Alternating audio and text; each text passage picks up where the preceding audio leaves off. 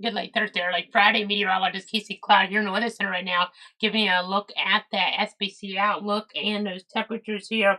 As we get toward the southeast, you do see a tornado risk is what I have up right now, and that in the yellow zone is a 2 out of 5 one there for especially parts of Louisiana, Mississippi, and even into Alabama there.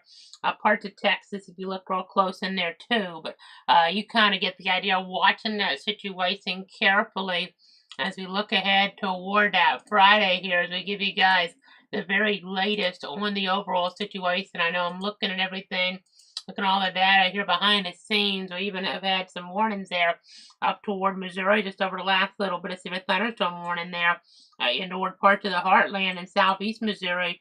Watching some of that activity there, and as we look at rotation tracker, there's a little bit of rotation right now moving into Illinois there around the community of Grand Towers. So some nocturnal storm acts in there causing some issues for sure. Nothing currently warned as we're looking, if you're watching right now at 12:47 a.m. Central Time or 1:47 a.m. Eastern Time on this Friday the 9th, 2026. But as I'm kind of looking at some of the different tools here in the Weather Center, you can see we're just keeping our eyes on things up there, and just the overall pattern. See if some more warnings pop up. There's an advisory for some strong thunderstorm activity there in toward Illinois, like Wayne County, Illinois, if you're more local to that area there. But I know we're just keeping our eyes on the overall pattern because some of our western zones here, the Big Bend of Florida there and or southwest Georgia could have some strong to severe activity as we get in toward that Saturday. We'll have to pay attention to that, of course, and we'll give you the latest on all that. We're also watching, though, some fog potential as I look at some things, and you see fog. There's a lot of that right now as we look closer toward, the North Florida region. Ignore that one indicator that's red there in Panama City. The data is wrong. It's trying to self-freezing fog. We're very warm, so that's not happening there. But you kind of get the idea. Some of those gray indicators there, the squared with the lines, that's fog. And we're seeing a lot of those reports and off toward the west on that Friday. There's a severe weather chance. Again, tornadoes possible there in the yellow zone. Alexandria there, Monroe, Baton Rouge, so LSU there under that, New Orleans, Tulane, Gulfport there, Mississippi, Hattiesburg, so Southern Miss, Jackson State, Meridian, and you get all the way up here a little bit closer into words like Starkville, so Mississippi State under that 2 out of 5 tornado risk. You see into Alabama there, Tuscaloosa, University of Alabama, in that 2 out of 5 risk, and a 1 out of 5 risk. I know you saw Oxford there coming off a college football playoff loss tonight to Miami, where Ole Miss is. So some folks returning to a severe weather threat there as they get back local on that Friday.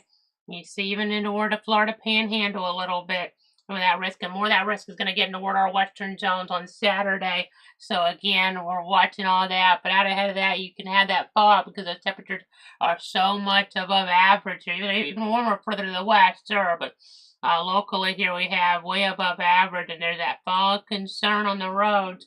Got to be very careful when you're going out and about when there's fog like this. Definitely can cause some big problems here, that reduced visibility there. You definitely have to be very mindful of that as we're looking and as we're tracking things here in the overall meteorological pattern. I know I'll take you to a camera near Jacksonville Airport, and this will kind of tell that story some way here as we go to that Florida 511 perspective right now. If you're watching live, this is 1:49 a.m. and you can see here that definitely does tell that story, that a hazy look. So just gotta be really careful on the road here for sure. Not what you want to see, obviously. Not what you want to have to deal with here. And I know you have to watch out, some areas, even if you have like smoke from fires here or there, that can make things even worse. We'll have to that can really cause bigger problems. This fog pattern can definitely lead to accidents that can be very serious, even fatal in some cases. So you have to be really careful. Use those low beam headlights when you have this dense fog around. Very, very important here to keep in mind. And we'll go ahead and look at some more cameras here behind the scenes right now, see what else we can kind of pull up here. We'll try to give you guys some more visuals as we look there try to give you guys a better perspective on what's going on here. I'm looking at some of these and they're just so, bad looking here. It's hard to even kind of get an idea. We'll take a look at the First Coast Expressway. I don't know how much traffic will be on at this time of night, but I just put up a couple cameras. This is the third one that shows it really hard to, make out anything. So we'll go ahead and pull this up. It's a little bit further north there. You can see how nasty things look with that low visibility out there toward Clay County. So that definitely tells a story, and just got to be really, really careful as we move into towards some of these different areas. This fog definitely can be very, very problematic as we're looking at things and as we're tracking things here. We'll go up a little bit on State Road 23, and this is a little bit better visual, and it's not, in terms of being able to tell how bad things are. It's not a good thing as we look there further on in toward parts of Clay County. This is on a road, State Road 23, and you can see how poor the visibility is. Granted, if you're in it, it might be slightly better than looking at it from above, but not that much. And this can definitely direct there. That morning commute could be very problematic. Even just overnight commuting could be very problematic in this type of scenario here. We've been seeing this concern, and we're seeing this concern again. So not what you want to have to deal with, obviously. They are looking at some of these cameras. This is, if you're watching live, that's 152, but if you're waking up that morning commute, you have to be very vigilant as well. We're going to have some of this concern lingering, so give yourself extra time during that morning commute here with these enhanced fog conditions. Not what you want to have to deal with whatsoever as we're looking and as we're giving you guys the very latest. So, yeah, there's a lot going on with that fog concern, obviously. Got to be very, very mindful of that, obviously. As I'm looking at this more information here, I know there's a multi-vehicle crash reported in Baker County on I-10 there before a mile marker at 327, both shoulders blocked. The last update on that was at 1:26 a.m. We'll pull up a camera in that area real quick. In fact, I don't know if it's because of fog. I have no idea the reason, but definitely fog can be playing a role in accidents here across the area. And this is just a look on I-10 right now here, telling that story. It's not what you want to have to deal with, obviously. So it's not a fun scenario there as we're giving you guys that look. And then let me go ahead and keep giving you guys the very latest here. I'm going to look at some more cameras. Some of these areas, you just get out there and they're really foggy. Other areas, at least certain moments, they're not. Just certain factors there when you're looking at the amount of moisture and just certain intervals when they get closer, then all of a sudden you have a lot bigger issues really rapidly. So, like as we look out toward parts of Columbia County right now, they're not really dealing with that too much there. Maybe a little bit of hazy look if you look carefully, but not too big of a factor. So definitely a local variability to this. I know as I look at my fog alerts, we have fog alerts for Duval, Clay, St. John's, Flagler, Putnam. You have Nassau in there, you have some of Southeast Georgia, then you skip some areas, get toward Tallahassee and have them as well. So definitely that local variability based on the different meteorological factors here, that cause that dense fog when you have that moisture here really come into play.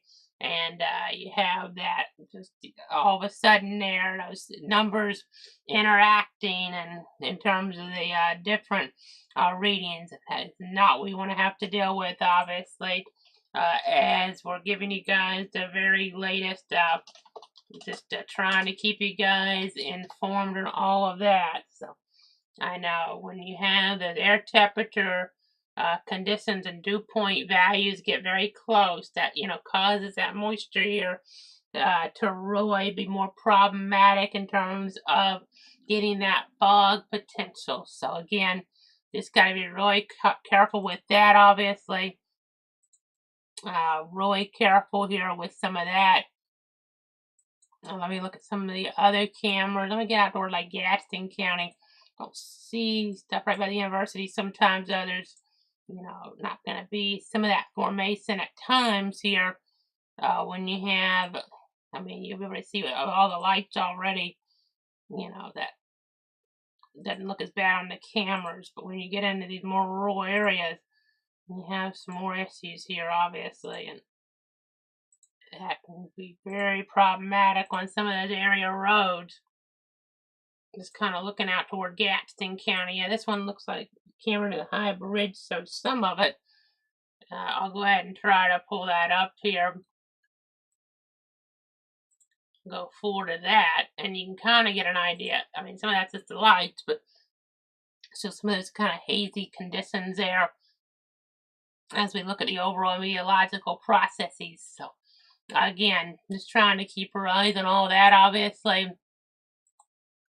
Just very important. Trying to keep you informed. Again, we're just trying to give you guys the very latest here.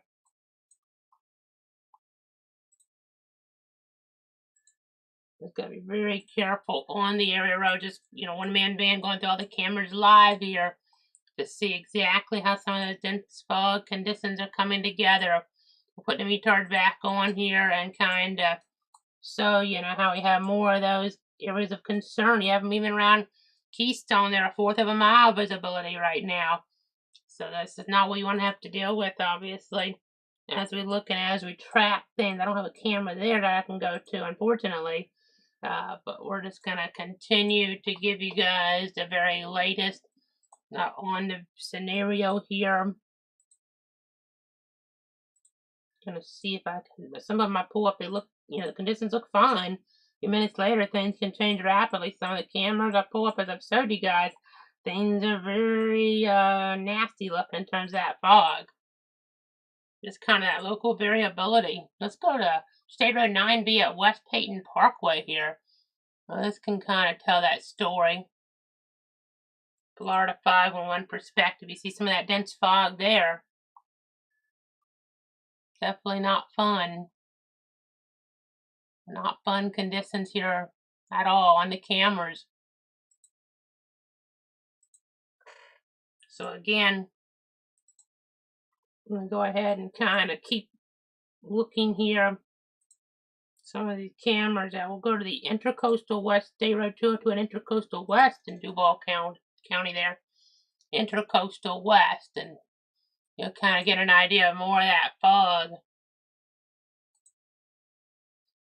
Not ideal, obviously. Not fun looking weather conditions here for the viewers. I know hopefully you're not having to go out at this time of night, but this is just not ideal weather to deal with here because of the temperature to dew point here that interacts in there because we're so close. That moisture really becoming prevalent and being, in your face per se, pretty much as you're driving on the road, and you got to use the living lights to try to be able to see better through this. I know, just going back decades, honestly, I know area around Mobile, there's all sorts of fog issues. Remember that as a kid going through there, trying to get in that tunnel there, and then, all that fog you can barely see in front of you, and just reminiscent of some of these nasty conditions we're dealing with here tonight in towards some of these areas. Not every area as you saw, but some of these areas are having dense fog concerns as we look and as we track things here. That fog definitely a big weather story as we look at the different data points. Now these can get extended, of course, or canceled early, but we do have the fog advisory on Albany as well in toward Georgia, but around Tallahassee, Albany, some of this could last. The advisory is all the way out till 10 a.m. Visibility 1/4 mile or less with the dense fog could make driving conditions hazardous. So make sure if driving, slow down, use your headlights or low beam headlights early and leave plenty of distance ahead of you in this type of situation. We're just keeping our eyes on this. I know there could be even some rain fog into the afternoon hours there. Coastal waters from St. Augustine to Flagler beats, and then and from Southeast Georgia to Fernandina as well, getting out further 20 to 60 nautical miles in some cases, and even, out just 20 nautical miles there. Definitely not what you want to deal with. And could have it at 10 a.m. even around Green Cove Springs and Orange Park and Bunnell and areas around Jacksonville and the like. So, gotta be paying attention there. Again, this is one part of the view, then you kind of see some areas not dealing with it as much, and you have more METARs indicating that, and you see your severe chances out here with the tornado threat on that Friday. You know, as we're looking, as we're tracking things, and you have some of that southerly flow bringing in the more favorable severe conditions in toward parts of Mississippi there. We'll just have to continue to watch that Louisiana and the like. You have that bringing in that Gulf moisture. So, again, have to be cognizant with all that. Let me get some of this model data loaded here. Model guidance. We'll try to progress this out for everybody and say you the anticipated concern out toward the west. Our friends out toward the west. Some, concern there in play for them as we're looking on that Friday. Some of these storms could be, rotating, which could produce tornadic activity. And then as you progress this into the eastern part, been more aggressive getting us into our western counties and kind of slowing it down, which if it slowed down just west of area and wasn't too nasty, maybe we don't have much of a threat, but it was sounding a little bit more robust here as we got a little bit closer. You see southeast Alabama even nocturnal hours Friday night and Saturday maybe some type of threat, maybe further east and where this risk is. And then as you get into Saturday, I'll go ahead and take the risk off because the risk for Saturday after like 7 a.m. Eastern is different. Anyway, I know this should avoid Tallahassee earlier on. Some different outdoor events toward Tallahassee earlier on. I know a big running event there in Tallahassee on Saturday. I believe it's a world championship. So hopefully the rain stays away for that here because that'll be earlier on in the day. But as we look, you see some of this action here, and some of this that could be severe even. Maybe even get a rogue tornado warning. This is at 9 a.m. on Saturday. This is kind of earlier than we were thinking earlier on. Granted, when you don't have the high res earlier on, you're not going to maybe get as good of a look at it. So you have to be cognizant there of the overall meteorological influences here and just how they get modeled. And you see this is pretty early there, southwest Georgia. And then you see that kind of slow and lingering. And then you get this accent kind of evolving. We could have a, if this is accurate, this is a pretty big shift from what I'd seen in some of the global models here. But we could have a, fair number of warnings here. Not an outbreak or anything like that, but we're going to have to just pay attention. Let me see if the latest SPC outlook for Saturday's out because they had a marginal just for the western counties, and that looked right to me. Now, we have to use more than one model sometimes because sometimes this could be just overdoing it a little bit as we're looking. And I see the SPC is pretty low on this here. They don't think there's going to be much from it so far anyway. And that could just be other models not really showing this yet. So this is pretty, robust here considering what SPC has. They don't even have a tornado risk in our area for Saturday. So this is just our western areas we're talking about as we're looking at things and as we're tracking things here. Let me go ahead and pull up our other sources. Since this came out here the last little bit, that Saturday SPC outlook, it's a 1 out of 5 risk. That's what I was thinking, it would make more sense until that HRRR run had come out so robust for our western counties. There's a marginal risk for wind, in our far western zones there. As you looking as you track things, you don't see the hail risk, but you see a tornado risk. But that's up toward Atlanta, toward areas of East Alabama, and getting all the way through there, western North Carolina. So we'll have to just kind of see how that sets on up on that Saturday there. Again, our western counties, Roy, Tallahassee, westward, and then I say Albany westward, but we could almost start to include maybe a little bit of south central Georgia, and that is the report, right? But that's the outlier kind of. So let's just say southwest Georgia and parts of the Florida Big Bend there with a risk. I mean, that's just barely getting into the Florida Big Bend as you look at the counties with the formal risk. There's a little bit of Liberty in there, maybe a little bit of Gadsden in there if you look really careful. I know it's hard to make out, but you kind of get the idea. We'll see how that plays out there. We'll see how that plays out. Again, that may be more about southwest Georgia than anything. But as I kind of scrub back, I mean, you do see some of this trying to get into Liberty and Gadsden before breaking up. But yeah, a lot more southwest Georgia. You saw Bainbridge getting in there as I scrub back and forth here. I mean, this is as we get toward the afternoon. This is again pretty robust and aggressive here for southwest and trying to edge into south central, but kind of weakens off. And we're not going to get that much rain further east The last event we got an answer wasn't really enough, but we'll have to wait and see here again. We'll just have to kind of monitor the situation here carefully. Again, it's not a huge chance whatsoever, and one model is not the gospel per se. It's just, one indicator. It's one I like to use. It gives you some better information in terms of higher resolution details. Not always right, though, as we're looking and as we're tracking things. And now we have some wintry weather as we look at the national picture. Parts of Iowa there, parts of, it looks like, Wisconsin getting into some of that. Colorado getting into some wintry weather, as well as 3 degrees right now there just west of Denver in a more mountainous area. They're more terrain, so obviously the higher elevations. So that's kind of a storyline there meteorologically. So again, just continuing to watch all that here. We're just we're watching the Heartland there. If you're watching live with me up, there's no warnings there right now, but these look a little weaker than they did, quite honestly, so that's good. Because a little while ago, we had a little bit more of an aggressive nature to one of these. We had a warning in play. Not a tornado warning, but a severe thunderstorm warning. We did have some tornadic activity early Thursday there.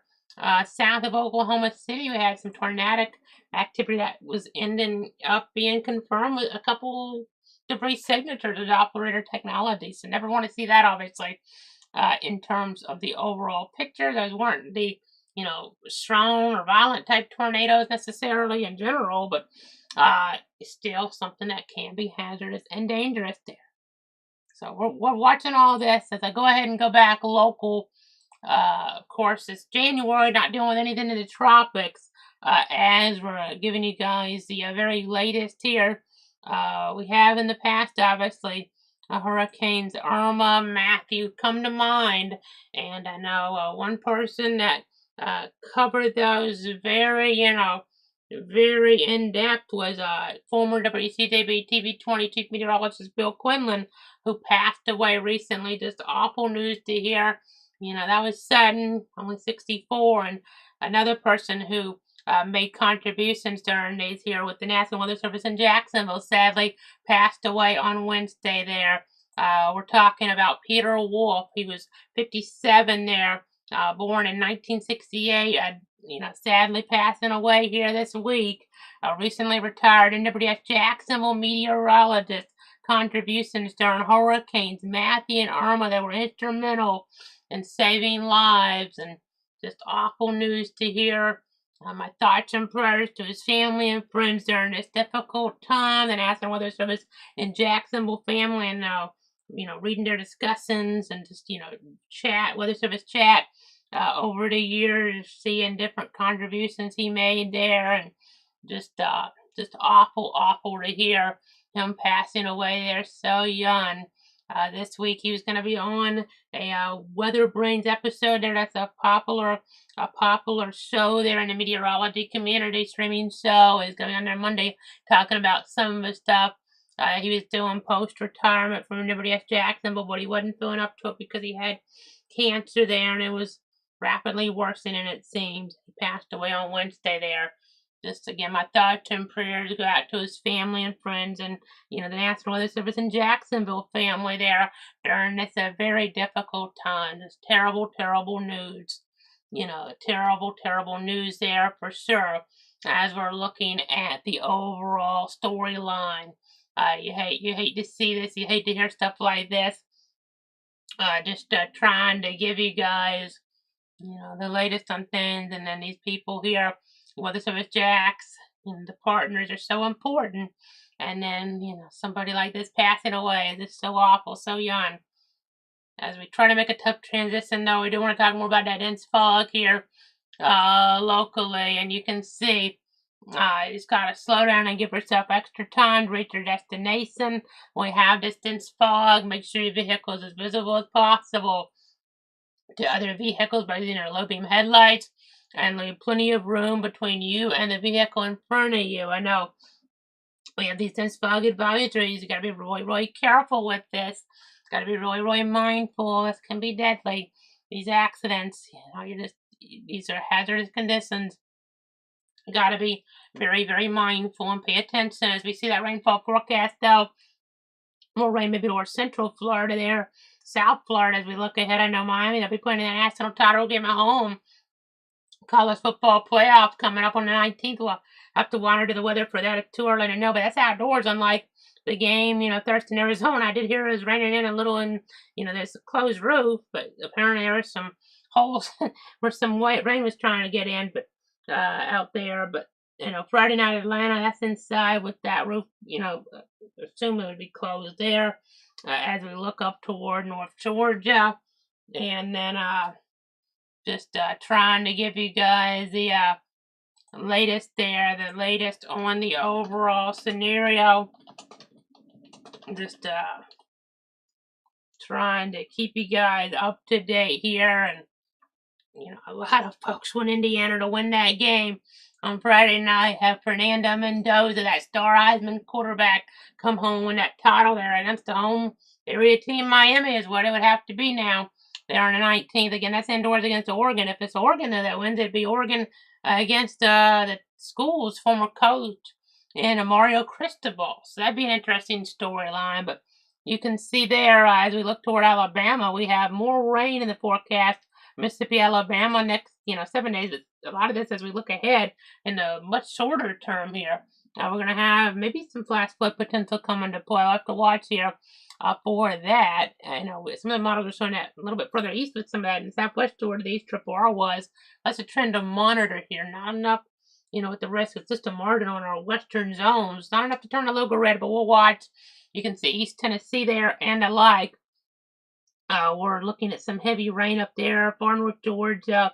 This has kind of shifted around some since we were with you last, but you can see like around Hattiesburg and Meridian, Mississippi, Tuscaloosa, Alabama there, maybe toward Montgomery.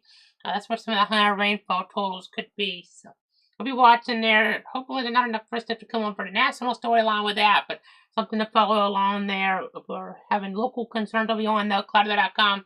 Flash Radar gives you an interactive look at things when we're not on the air or even when we're on the air.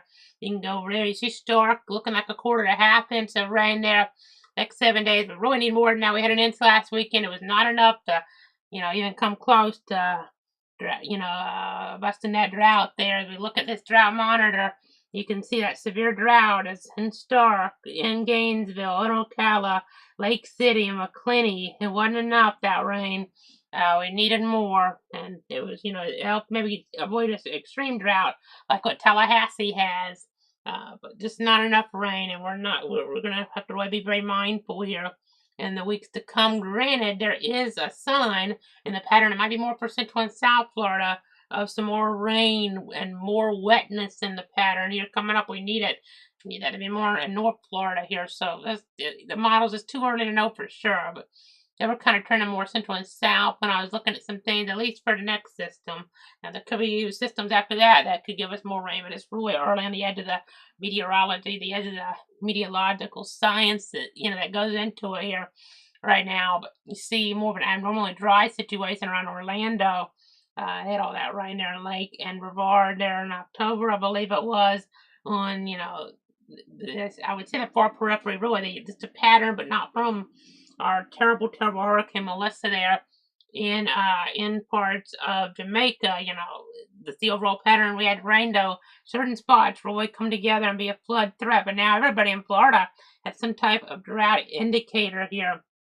As we're looking at the areas, maybe a little bit of Palm Beach, I guess that would be. Doesn't have it there as you look at the, areas there. But I'm not sure 100% about the Keys because you can't really see it on here. I would think that they're probably having some issues, though. You can't, necessarily make that out on this map, but it looks like a little bit of Palm Beach County. You might not have it, but pretty much everybody in Florida has some type of drought indicator intensity here. So, not what you want to deal with, obviously. As we go ahead and look, though, at the lighter topic, we talk about the Buffalo Bills against the Jacksonville Jaguars here. We're talking about 1 o'clock on Sunday. We're talking about temperatures here around those records on this Friday, but poor weather for that game. It's looking like mostly cloudy now versus that, partly sunny there. But the rain chance, I dropped it just a little. It's right on the edge. You could, I could have kept it at 40, but I wouldn't see a bunch. If we get rain, it probably wouldn't be much accumulation in terms of the rain there. And you're talking about Buffalo, you're talking about accumulating like snow and the light. That's not what we're dealing with here. It'll be rain, but not expecting a whole bunch. If we get it breezy to windy, I added the windy indicator because of the numbers here. They're looking a little bit more, robust there for sure as we look ahead into the timeline. With that wind picking on up, could have gusts in excess of 20 miles an hour. That could impact the kicking game. Hopefully that's in the Jags' favor as we look ahead there, as we have folks watching. I appreciate everybody tuning interest in me tonight. But again, that wind could be an issue. Hopefully Cam Little, if he's been here the last couple of years, hopefully he can use that experience here in a pattern that could be kind of windy and make the most of the situation.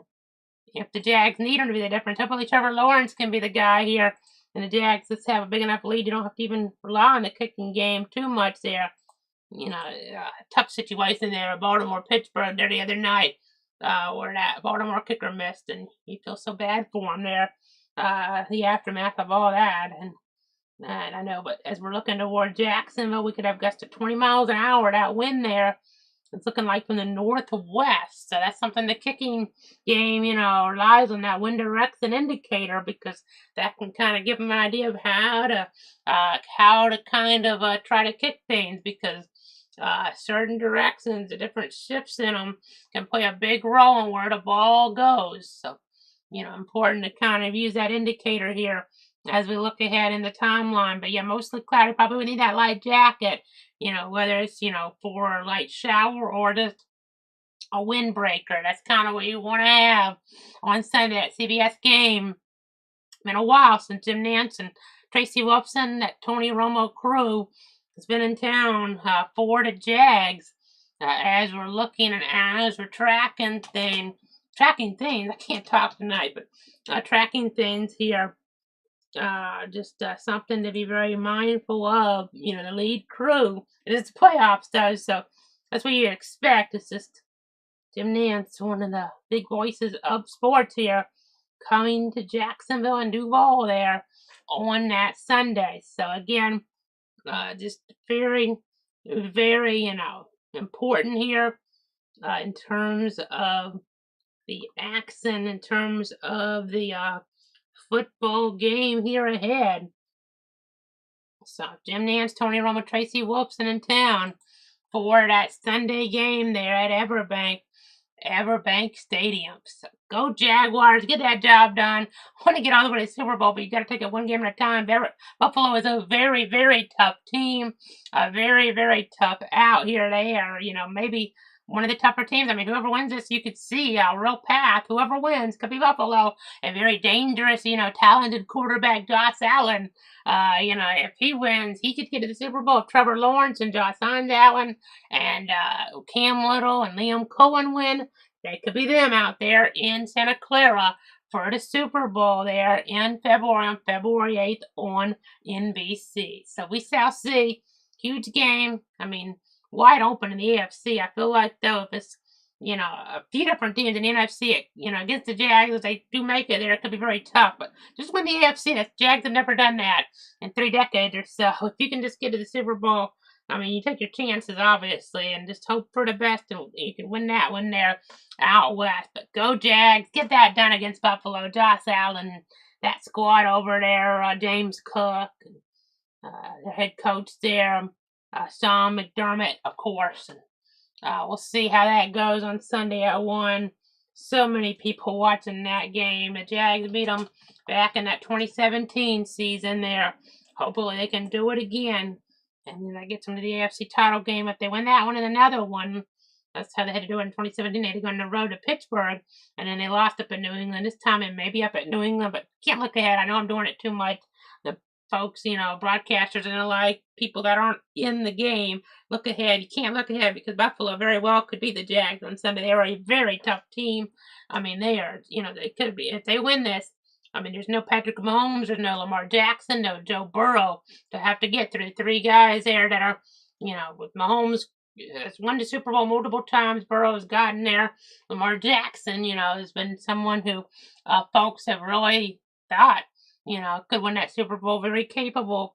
Just hadn't quite happened there yet, but none of them in the playoffs in the AFC. I mean, of course, you do have Aaron Rodgers, but as you're looking, top seed quarterback's Bo Nix, second seed is Drake May, third seed Trevor Lawrence, fourth seed for the quarterback there would be Aaron Rodgers. The fifth seed, I mean, Houston's a really dangerous team as well, the Texans, and that's C.J. Stroud there, of course. Your sixth seed quarterback's Josh Allen. The seventh seed is Justin Herbert and the Chargers. They're not San Diego, but LA, I know. Want to call them San Diego all the time, but off camera and the like, but they are the LA Chargers. They'll be going up to Foxborough Sunday night. So, I know up there, that's always a point of concern, the weather when you get up into that area this time of year. As we track things there, I know we'll be watching that weather in Charlotte there on Saturday because of the conditions as they could evolve there for that Panthers-Rams game on a Sunday night in Foxborough. There could be some snow before 8 o'clock, and then maybe rain, according to the service after that, in that vicinity at least. And then I know Foxborough sometimes it's not right in Boston there. It's a little ways out, actually, as we're looking at, as we're tracking things. We're trying to give you guys the latest, and could have some temperatures down into the 20s by, at least those morning hours on Monday, some wind. That could be not the funnest weather for that playoff game, and if the Jags win, could have to encounter that, but you got to win to even have a chance. If you don't have the chance, then the season's over, obviously. So, and there's always a chance the Chargers could win, and Jags will be playing somebody else. Could be at home, second round if Chargers won. But you have temperatures over 30s there later in that game, around freezing. Those winds there about the same as here, but instead of mid 60s, it's low 30s up there in North Foxborough. So that's the storyline with all that. College football, I know the rankings updated this tonight after Miami won. I didn't move them. I moved Ole Miss up a spot after they lost. It was very close. Kind of a controversial call there at the end. Probably, could have made that case for pass interference there, but I don't know. I mean, Indiana, we'll see, because Oregon's a team that Indiana beat once, but that was one of Indiana's tougher games. Oregon, it's hard to beat a team twice. They could win that, and then you just sometimes, if Indiana doesn't win the title, based on what I've seen so far, and there could be up to 2 games to go. I mean, they're the best team by far, but sometimes the best team doesn't win the title. Hopefully, in Indiana's case, they do it. They're the only ones that are undefeated still. The only one that's been undefeated going back on that Big Ten title game there. I have Ohio State. I dropped them a spot after Ole Miss played Miami better than Ohio State did, but Notre Dame played them just as close, if not closer than Ole Miss did, and that was in Miami. Now, the title game's in Miami, so that's a tricky spot here for either Indiana or Oregon to have to go down there. Granted, Indiana's quarterback, Fernando Mendoza, is from Miami, so it could be a homecoming for him if they can beat Oregon and get to that. But they have to win that game first as Fernando Mendoza and Curt Cignetti and the Hoosiers. What a great story they are in college football. Hope they can keep it going and finish it at 16-0. As we go ahead and look at our area, Bradford County, giving you guys the very latest here. Very latest on the overall scenario. We're always on for any tornado warning storms in the 62 counties. I really doubt we'll have them in our eastern or even really, Swanee River Valley, the south central Georgia zones, but southwest Georgia and our far western Big Bend counties are definitely, as you could say, fair game for some concern with maybe a few severe, if not even an isolated tornado warning. So not a huge chance, but definitely possible. Southwest Georgia, sometimes there's a point of contention where southwest versus south central Georgia is, but let's just say Albany and points west, Dougherty County points west, Grady County points west there. That's where we're kind of looking, and then Gadsden, Liberty, and Franklin in Florida more so than Leon McCullough, but we'll watch carefully. I know FSU students are back there in Tallahassee, hoping for a great semester for them. Hoping for a great semester as we're looking ahead for FAMU students and Tallahassee State College students there. And you have over to the east, UF going back soon. I believe that's next week for them, but hoping for the best for them. And then you have Santa Fe College students hoping for the best for them as well. JU, UNF, you get the idea. But we're always giving you guys the latest there. Facebook, their Twitter /X, YouTube, Twitch, cloudweather.com. We're always trying to keep you up there. Speaking of just the area, Alachua County, that Gator basketball team, they struggled some, but they had a big win against Georgia and their former coach the other night. It was a game that was not very competitive there late in that. They beat a ranked Georgia team. I think they may be starting to turn that corner there, and it could be a contender. There's a lot of teams that are right at the top in college basketball. Like you look at Arizona and Michigan there, especially in Iowa State. Those teams are just so powerful. Not sure Florida could win the title, but depending on the bracketing setup, they could get to a Final Four, and you just never know once you get there what could happen. So I know Gator fans, they're not even ranked, and there's been some issues the way they're playing a different type of way in terms of how the games are going for them. But Thomas Hack's a great player for them. I'm a Seminole, but you got to give the Gators credit. He's a great player for the Gators there. Hope if you can get the job done. They're playing basketball. It is Saturday there. I believe that's a noon home game against NC State. Noles, I know they did pretty well against Duke. They didn't win, and you got to start getting some of these wins. But that's a noon home game, against NC State on Saturday. Hopefully the Noles can get the job done. Their head coach, Luke Louts. As we go ahead and look there now. To award that extended forecast, you do see a 10% chance of rain on that Friday, a 50% chance on that Saturday. You can see those temperatures, way above average. It's like, spring to summertime weather in some cases, 80, 81 for the highs. Those lows, upper 50s. That's why we have the fog concern. We're getting those dew points, those temperatures so close. That moisture is so prevalent there. And then you have actual moisture from those clouds in terms of that in our western counties, especially maybe even some isolated strong to severe storms in the western zones. And then you see out towards Sunday, rain chance drops a little. It's tricky because, again, we're tracking it kind of coming in and it weakens. And we'll have to watch around 1 o'clock Sunday. Let me pull that up here real quick. Let me go ahead and kind of pull some of that up here as we give you guys the very latest on what we're down with. See CRRR, some of that data coming in, but let's see what we're getting with that. It's not what we want to show yet because a little too far out for some of that. Trying to load some of the data on in. Let's show you Sunday. Sunday is the 11th. So let me go ahead and pull this up on the other source here. As we'll go ahead and see that. Now this is 10 a.m. The tailgaters could have some issues. But by 1 o'clock, this is going to kind of clear out 4 o'clock. So that's why I lowered it from 40 to 30 for the big game on Sunday. We shall see how that kind of plays on out. But we'll have to watch that. I have 30 for the game, 40 overall for that rain chance for your Sunday. Not a lot of accumulation, especially, as we look ahead in the afternoon. But that could be, that lingering sour thread again for the game. Not, huge concern, but the wind, that could be an issue. We'll see. Hoping for the best there for such a huge game on Sunday. Cautiously optimistic. 5% chance on Monday. No severe chance, by the way, for the game on Sunday in terms of we're not going to expect. I would not think we'd have any lightning for that. That threat should be really dwindling down by then. About 1 o'clock, if there was even that threat earlier on Sunday, the model wasn't necessarily showing that. But about 1 o'clock, I really don't think there'd be any lightning with that as we look ahead here for that game. If there was any lingering sour action. Monday, you see the rain chance lower. We'll have to watch here. Kind of cool to have some rain around here. Low chances, but they're not zero. So we'll have to just see how the precip goes.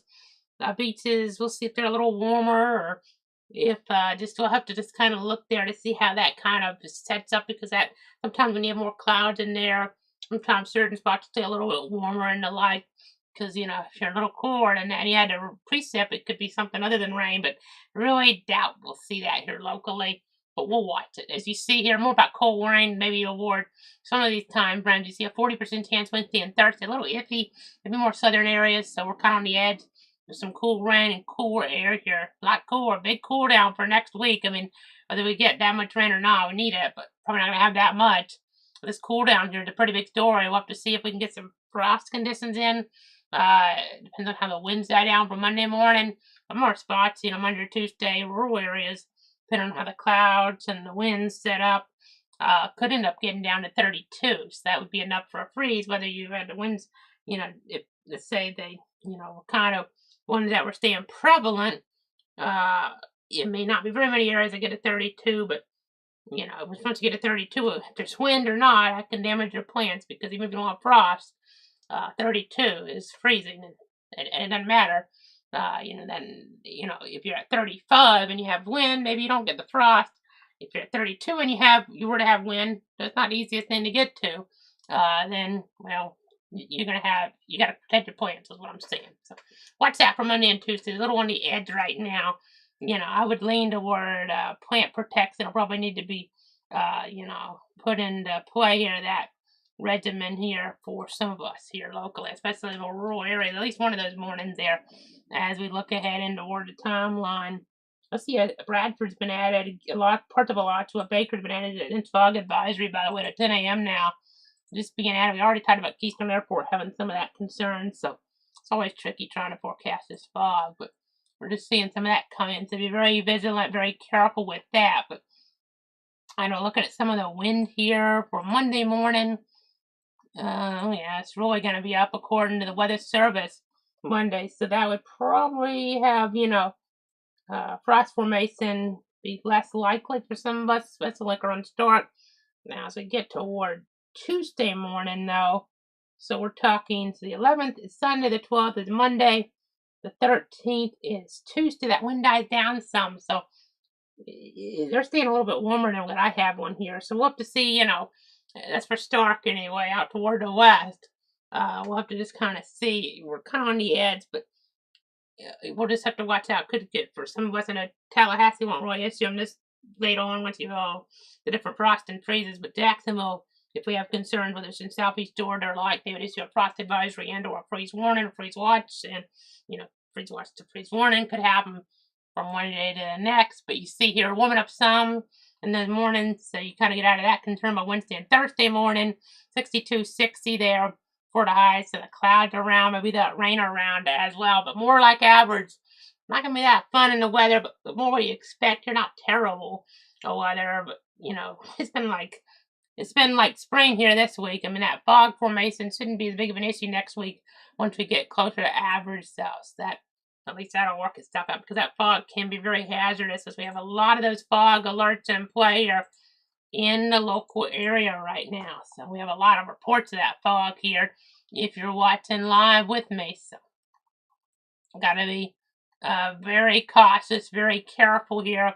You see Gainesville, we're at 1/2 mile visibility right now. It is 1/8 of a mile at Keystone Airport, 1/4 of a mile at St. Augustine Airport, 1/8 at Palm Coast / Flagler County Airport. Jacksonville, all sorts of reports, a 1/4 of a mile visibility at Jacksonville Airport. Waycross is a 1/4 of a mile. Brunswick McKinnon's at a 1/4 of a mile. A 1/4 of a mile, Brunswick Glencoe. Albany's an 1/8 of a mile, or what I bet it up Dawson is. 1/8 of a mile. How much is Albany? I have to switch it over. They are 3 miles actually there, to be precise.